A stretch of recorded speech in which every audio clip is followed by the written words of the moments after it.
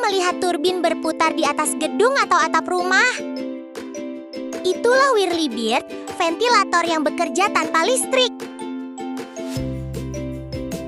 Saat angin melewati sirip-siripnya, turbin berputar dan menciptakan daerah bertekanan rendah di bagian atas.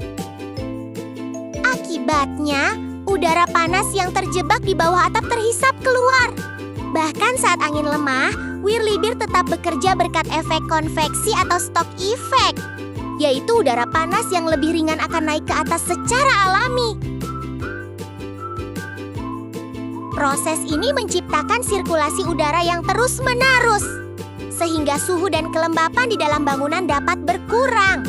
Sederhana, hemat energi, dan memanfaatkan hukum fisika.